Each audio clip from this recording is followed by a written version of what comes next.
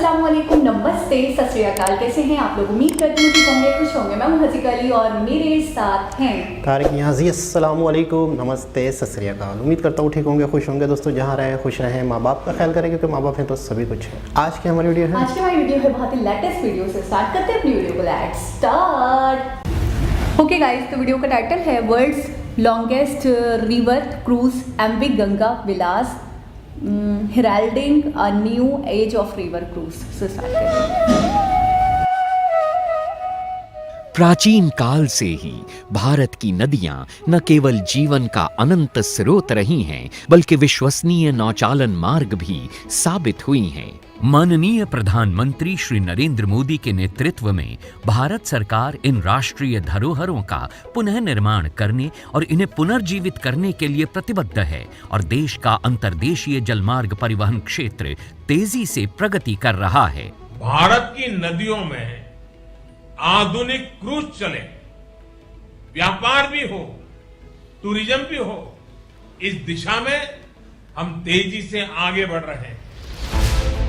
इस लक्ष्य को साकार करने के लिए 106 नए राष्ट्रीय जलमार्गों की शुरुआत की गई है, जिससे आर्थिक क्षेत्र 25 गुना वृद्धि करेगा और देश में पर्यटन से जुड़े स्थानीय व्यापारियों को रोजगार मिलेगा।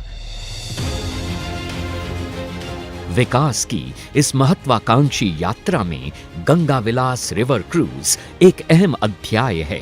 विश्व का सबसे लंबा और अत्याधुनिक luxury river cruise Uttar Pradesh, Bihar, Jharkhand, पश्चिम बंगाल और असम को मित्र देश बांग्लादेश से जोड़ते हुए 51 दिनों में 3200 किलोमीटर की दूरी तय करेगा।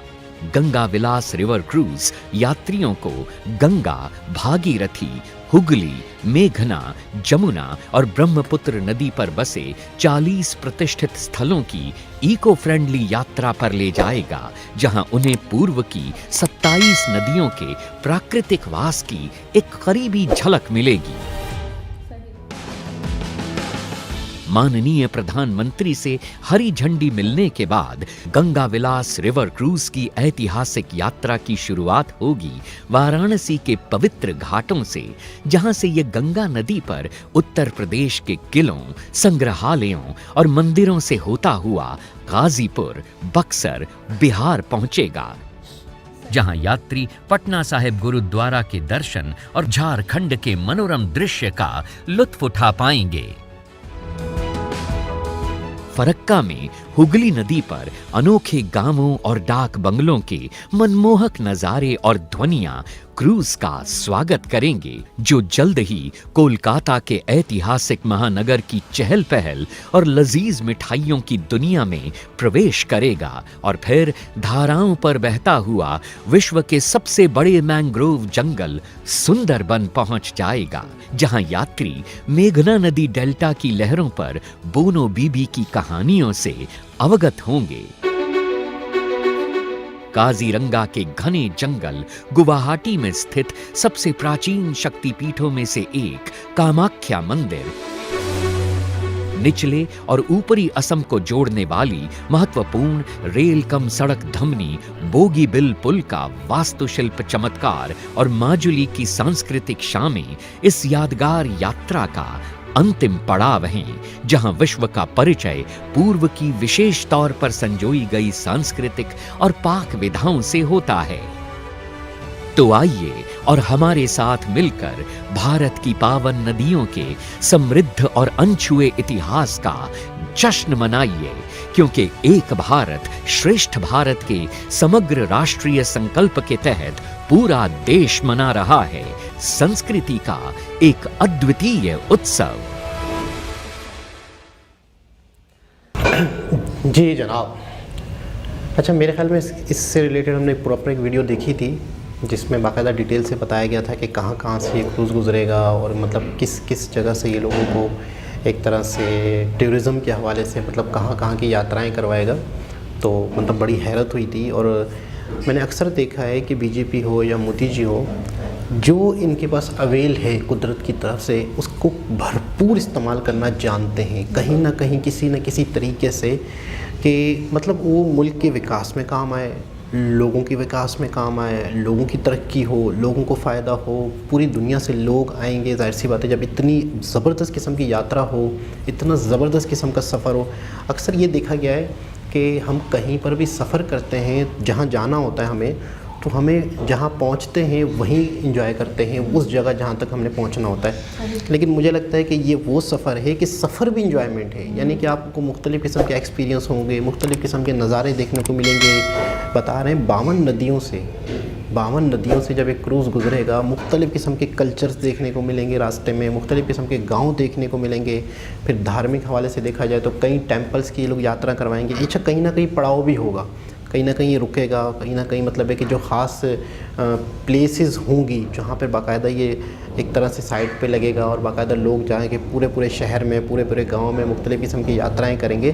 तो मैं समझता हूँ कि वाकई बहुत ज़बरदस्त एक कदम है और मज़ीद और इस तरह की क्रूज़ बनाने का प्लान है। ये पहला है मेरे ख़्याल में शायद इस तरह से नदियों से किस तरीके से फ़ायदा उठाया जाए। यानी नदियाँ, मैंने सुना है कि बहुत नदियाँ हैं। सबसे पहले तो टोटल जो दरिया है ना, वो भी मतलब है कि उन दरियाओं के बाद ये नदियाँ निकलती हैं। तो टोटल जो पाकिस्तान में 3 4 5 दरिया बहते हैं वो भी इंडिया से ही आते हैं। सही अक्सर हमने ये सुना है, अक्सर हमारी बातें होती हैं कि पानी का मसला हो रहा है, पानी के हवाले से कोई एग्रीमेंट है जिसकी वजह से ताशकंद एक एग्रीमेंट है जिसकी वजह से इंडिया पानी हमारा रोक नहीं सकता। लेकिन हालात ख़राब हों या कुछ भी हो तो एक धड़का सा लगा रहता है पाकिस्तानियों को कि कभी भी। लेकिन वही दरिया जो इंडिया से ही आते हैं, वही दरिया इंडिया से पाकिस्तान में आते हैं। तो पाकिस्तान में भी बहुत टाइम पहले 60-65 की दहाई में नहरी निज़ाम बनाया गया था जिसकी वजह से आज कुछ फसलें, कुछ काश्तकारी होती है। तो यहाँ पर नहरी निज़ाम बनाया गया था, वहाँ पे नदियाँ ऑटोमेटिकली कुदरती बहुत बड़ी बड़ी नदियाँ थी, जैसे गंगा नदी है वगैरह। अच्छा, बांग्लादेश से भी होके गुजरेगा ये मतलब अपने आप दूसरा कंट्री भी टच करेगा। तो मैं समझता हूँ कि एक बहुत यादगार सफ़र, एक बहुत बड़ा इकनॉमी में इजाफा होने वाला है।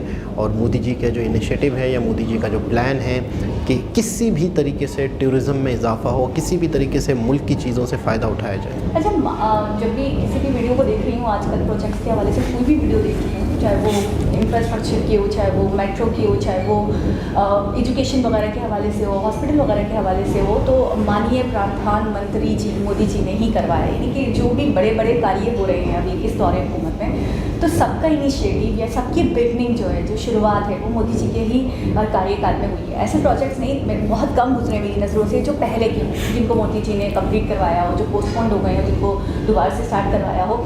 ज़्यादातर प्रोजेक्ट्स ऐसे हैं जिसका काम हो ही नहीं रहा था। यानी कि पहले की जो हुकूमतें थी या पहले की जो गवर्नमेंट्स थी, उन्होंने इस तरफ नज़रसानी की ही नहीं थी। जैसे कि क्रूज़ वाला अगर मामला देखें तो मेरी तो शायद तवज्जो जाती भी नहीं या मैं सोचती भी नहीं कि इस एस्पेक्ट में भी काम हो सकता है, इस तरीके से भी प्रोजेक्ट हो सकता है, या इस तरीके से भी आवाम का फ़ायदा हो सकता है, कंट्री को मज़ीद मजबूत बनाया जा सकता है, इकनॉमी में इजाफा हो सकता है। मैं नॉर्मली रोड्स, हाईवे, एक्सप्रेसवे, इन सब की जगह, इन सब की तरफ मेरी तवज्जो रहती।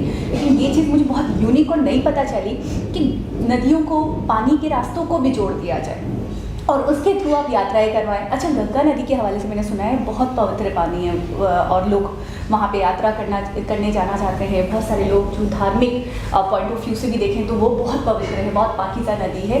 और वैसे भी मैंने सुना है नदियों का पानी बहुत पवित्र होता है, बहुत पाक होता है और उसकी एक इफादियत होती है, उसकी एक पाकिज़गी होती है। वो एक बहुत ही ज़्यादा आपकी सेहत के पॉइंट ऑफ व्यू से लें, आप धर्म के पॉइंट ऑफ व्यू से लें, वो बहुत हौली पानी है। तो गंगा के हवाले से मैं अक्सर जिक्र सुनती रहती हूँ, लोगों से भी, कुछ वीडियोस में भी देखा कि वो उसको बहुत पवित्र मानते हैं और वो बहुत पवित्र नदी है। अच्छा, ये क्रूज़ के अंदर मुझे ऐसा लगता है सारी फैसिलिटीज़ हैं, हर कुछ होगा, खाना पीना, रहना, उठना, बैठना, सोना, सब कुछ होगा। एक से एक चीज़ होगी, एक से एक सुविधाएँ होंगी।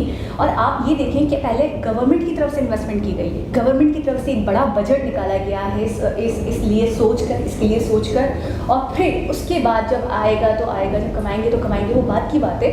लेकिन पहले आप ये देखें कि इस तरफ इस नज़रिया था उनका, इस तरफ सोचा गया, उन्होंने इस तरफ भी सोचा और इसके लिए भी काम किया।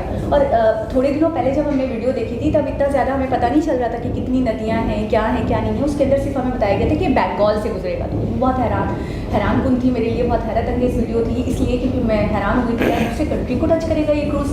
इसके अंदर बड़ी डिटेल में बताया गया कि 52 नदियाँ जो हैं वो बिल्कुल कनेक्टेड होंगी और लोग एक लंबी यात्रा करेंगे। अच्छा, ये कई दिनों का सफ़र होगा क्योंकि क्रूज़ में आपको पता है कई दिनों के सफ़र होते हैं, तो हर सुविधा भी होगी, हर फैसिलिटी होगी, लोगों को अच्छे से अच्छा खाना प्रोवाइड किया जाएगा, रहने का, खाने का, पीने का सारा बंदोबस्त होगा। अच्छा, इसका एक अमाउंट रखा जाएगा बिल्कुल जो चार्ज किया जाएगा, लेकिन मुझे पता नहीं क्यों कहीं ना कहीं उस वीडियो में भी लग रहा था और इसमें भी लग रहा है कि स्टार्टिंग में बहुत कम होगा, यानी कि कमाने के पॉइंट ऑफ व्यू से नहीं, अवेयरनेस की और लोगों को कुछ देने के लिए, यानी कि लोगों की भलाई के लिए, उनकी फलाह बहबूद के लिए कह लें या उनकी आसानी के लिए कह लें करेंगे, और बाद में शायद बढ़ जाए तो बढ़ जाए, लेकिन स्टार्टिंग में बहुत कम होगा ये अमाउंट, ताकि लोगों का रुझान हो इस तरफ। हाँ, इस तरफ रुझान हो। आपको पता है कि आटे वाले किसी वीडियो में हमने आटे का जिक्र किया था कि हमारे यहाँ आटे की बहुत ज़्यादा शॉर्टेज हो गई है, बहुत महंगा आटा है। तो हमारे एक व्यूवर हैं, उन्होंने मुझे शायद स्क्रीनशॉट सेंड करा और वहाँ पे शायद 1 किलो आटा 36 रुपये का है, सही 36 रुपीज़ का, और उस पर वो मुझे कह रहे थे कि हमारे यहाँ भी बहुत महंगा है, यानी उनको 36 रुपये पर केजी भी बहुत ज़्यादा महंगा लग रहा था। तो मैं हैरान हो गई कि हम लोग जो 160, 170, अब तो 200 रुपये भी चला गया है, तो हमें वो भी बहुत, हमारे लिए तो वो भी अवेल नहीं है, हम तो पैसे लेके खड़े हैं, आटा नहीं मिल रहा, और आपको 36 रुपये पर केजी भी आप कह रहे हो महंगा है हमारे हिसाब से, इसको और सस्ता होना चाहिए था। बिल्कुल ऐसा ही है, लेकिन ये कि जाहिर सी बात है जिस तरीके से इनकम है लोगों की उस हवाले से चीज़ें बहुत महंगी हो गई है, तो थोड़ा सा माशरा हमारा डिस्टर्ब हुआ है, बहुत ज़्यादा परेशानी है। आटे के एक बोरे के चक्कर में लोग आपस में लड़ रहे थे, गला फाड़ रहे थे, कपड़े फाड़ रहे थे, बिल्कुल मतलब रोना पीटना मचाया हुआ था। अच्छा, हमारी कंट्री से ये है, अगर इन्फ्लेशन का रोना रोया जाए तो वही कहते हैं पूरी दुनिया में हो रहा है, सिर्फ आपकी कंट्री में नहीं, सिर्फ पाकिस्तान में नहीं हो रहा, हर जगह हो रहा है। ये सिर्फ चुप कराने के लिए कहा जाता है। पूरी दुनिया में पर पर्सन जो जीडीपी है पर कैपिटा वो भी बढ़ रहा है, यानी कि लोगों की इनकम में इजाफा हो रहा है। अगर महंगाई हो रही है, चीज़ों की कीमतों में इजाफा हो रहा है, तो लोगों की इनकम में भी इजाफा हो रहा है। लेकिन हमारे यहाँ उलट हो रहा है, हमारे यहाँ उल्टा नौकरियाँ जा रही हैं, उल्टा लोग परेशान हो रहे हैं। अच्छी खासी नौकरियाँ लोगों की अच्छा 10-10, 20-20 साल से जिन फैक्ट्रियों में लोग काम करते थे उनकी नौकरियाँ गई हैं, क्योंकि फैक्ट्रियाँ यहाँ पे सर्वाइव नहीं कर पा रही। फैक्ट्रियाँ किस चीज़ से चलती हैं आप मुझे बताएं? मटेरियल होगा तो नहीं, एनर्जी। हाँ। एनर्जी जब जिस मुल्क में ख़त्म हो जाए, मतलब एनर्जी महंगी हो जाए। अच्छा, महंगी कब होगी? जब ख़त्म होने लगी है किसी, बिल्कुल ही ख़त्म हो जाए तो फिर तो महंगी का भी सवाल पैदा नहीं होता ना। गवर्नमेंट आपको दे ही नहीं पा रही। आपको पता है बिजली वाले मामले में बिजली महंगी, ठीक है, महंगी जितनी महंगी आवाम तो मरेगी, बिजली लेगी, लेकिन बाकायदा पाबंदी लगाई जा रही है कि आप 6 बजे दुकानें बंद करो, 10 बजे 9 बजे दुकानें बंद करो। आपको गैस हम, यानी जो चीज़ आवाम पैसों से ख़रीद रहे हैं वो भी हम नहीं खरीद पा रहे, हमारे घर में गैस नहीं आ रहा। पैसे धरे के धरे रखे हैं। मैंने आपको आटे की मिसाल दी ना कि 200 रुपये पर केजी भी लेना चाह रहे हैं, लेकिन आटा अवेल नहीं है। बिल्कुल ऐसा ही है। तो ये है कि मुझे लगता है कि इन फ्यूचर क्रूज़ के हवाले से प्राइवेट कंपनियां भी इसमें कूदेंगी, और हो सकता है कि ये गवर्नमेंट और प्राइवेट का मेल हो, मुझे ऐसा लग रहा है, मुझे लगता है। लेकिन बहुत ज़बरदस्त एक सोच है, बहुत ज़बरदस्त एक आला सोच है, जिसकी वजह से बाकायदा लोगों को फ़ायदा होगा, मुल्क की इकनॉमी में इजाफा होगा, टूरिज़म में इजाफा होगा। तो एक बहुत ही ज़बरदस्त वीडियो थी। दोबारा किसी और सबसे मुलाकात होगी, जब तक के लिए अल्लाह हाफ़िज़।